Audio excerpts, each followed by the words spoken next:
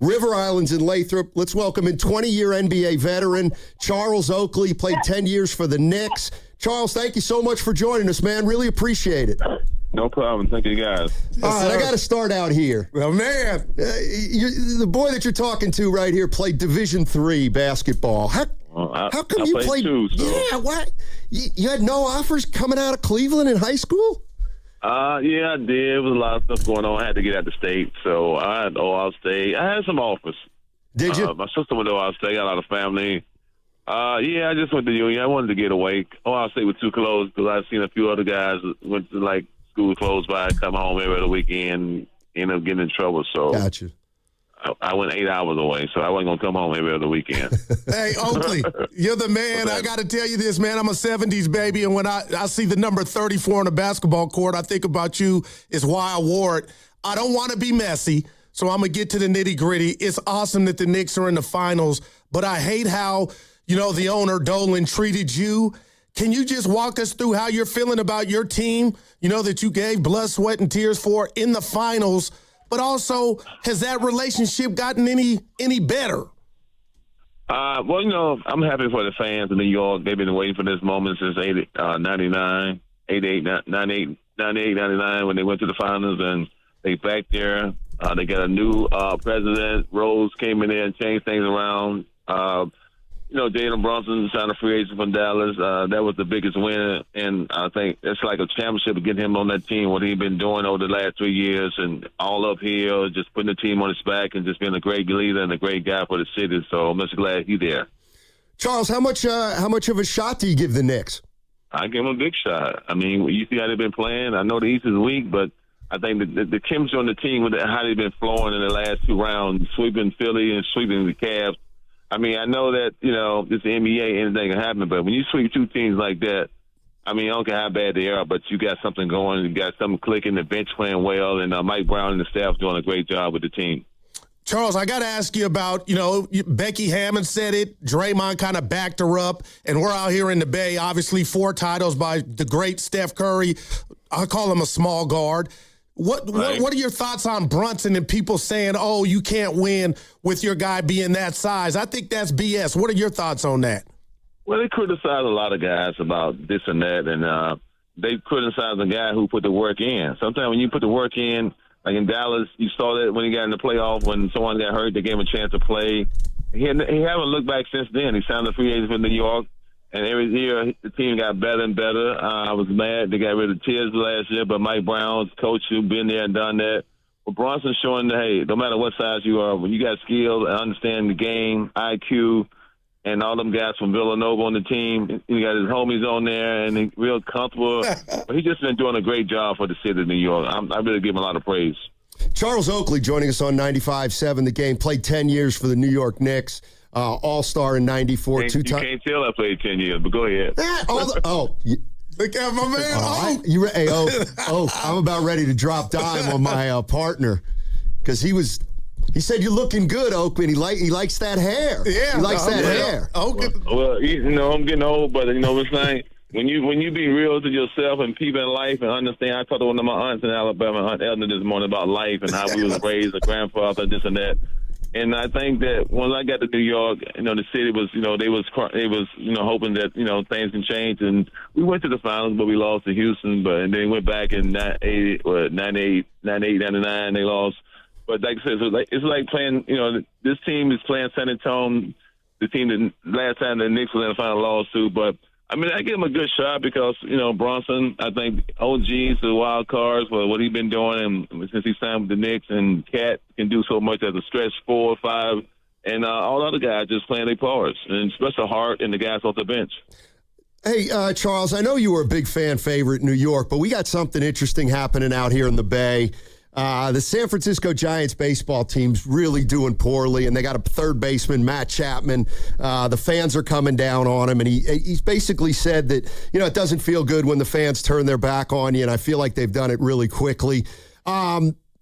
What's your, thought on how you deal with negative criticism during your playing days? Did you get a lot of it? Did you just let it wash over you? Did you use it for fuel? But, how'd you respond to getting booed at home if that ever happened? You know what happened in New York. It happened to Jeter, me, whoever else. I mean, that's a part of the business. And I think these guys got to stop being so sensitive. What did he do for the fans to go on his bad side? He's not hitting any homers. He's not fielding well. He's just having a bad year. And Oak, real quick before you go, he's the type of dude, if the first baseman drops a ball, he's saying in front of everybody, catch the damn ball. You can do it when it's good. And then when you're struggling, he's getting death threats. And I kind of feel like, man, you can't play the victim role, you know? I don't know. I mean, people have got, I know people haven't got a death threat, but not because of just a regular season. Maybe the playoff and something, you miss a shot and you maybe should have passed it open guy.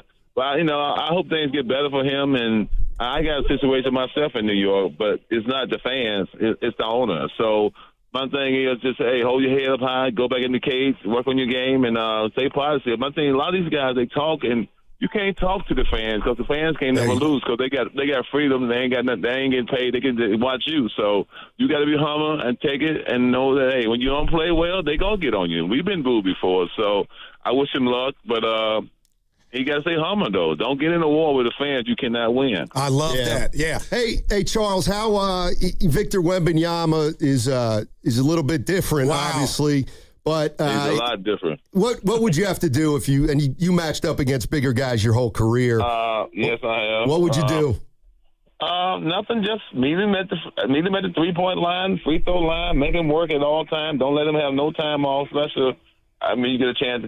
So Knick's gonna throw 2 or 3 guys at him. But I think that with Mr. Robbins come off the bench and bring energy and make him work and.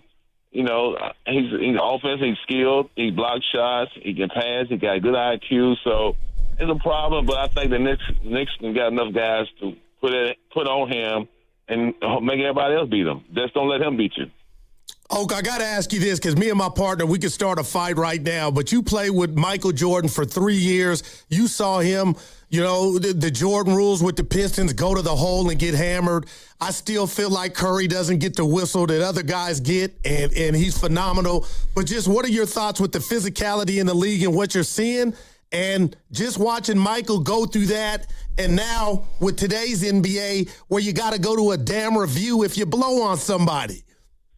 Well, I don't think the league's physical now. I think that they need to get rid of that replay and this and that. If they're going to have all that, they might well just get 2 officials. I mean, keep one on each half of the court. But I don't know. The game has changed, and it's a new time in life, and we got to realize that as you get older, things going to change. But the game changed with the 3-pointers. I don't like that, and I don't like high. They don't have guys don't have the high IQ, but they're getting the big money, and I'm glad they're getting the money because they hid the money from us, but they got to pay for less talent. Wow, they hit it, Steiny. Hey, well, you don't think the league's physical right now? I mean, I think Draymond Green would take exception to that. Well, tell Draymond, come and play me one-on-one. Look at those. No, do you like Draymond's game? I mean, I like Draymond. I like any man go out and play. And they let him get away, do what he got. He played to his skill level, and that's the same thing I played. I know that they said, well, we played dirty back in the 70s, 90s, knocking people out of the air. I don't think I never knocked no one out of the air or never tried to cheap shot no one. But when you play hard and physical, hey, like I tell anybody, if an 18-wheeler come out and the Pinto go head-to-head, the Pinto going backwards. That's how the game is. Look at you. You got a guard coming in trying to challenge a big guy. He's supposed to go out on the floor. That's not your job. Your job is to stay around the perimeter, not to come to the hole.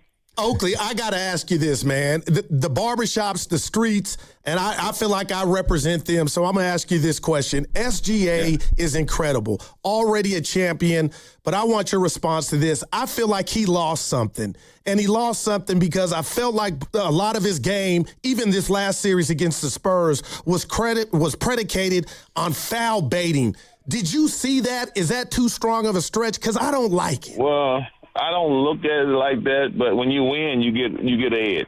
And I think the SGA is a great player, great scorer, but he's not a great athlete. And now that you've seen that there's a lot of wings can check him and get into him, and he got to score, so he got to do whatever he can to score, push off. If they let James Harden take two step backwards, he taking 2 steps forward. That's his game. Let it go. Hey, Charles, let me ask you this real quick. You played till you were 40 years old. The Warriors right now have a roster that they're relying on of Steph Curry, 38, Draymond Green, 37, Jimmy Butler coming off injury at 36, Al Horford still on the team. What do you think the Warriors are doing? And do you think they're still – how relevant are they right now in the NBA?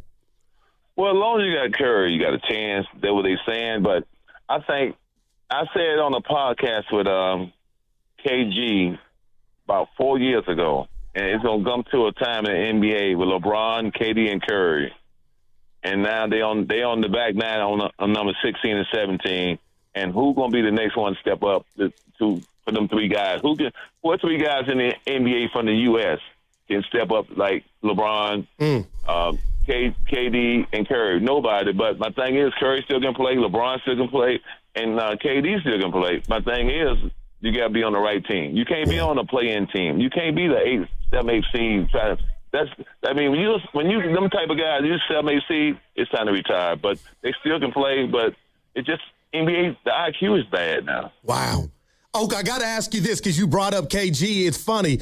I heard this soundbite last night. He was on a podcast talking to Paul Pierce, and they were talking about Wembanyama, and KG didn't like how Wembanyama was so emotional after he celebrated the Game 7 win over the Thunder.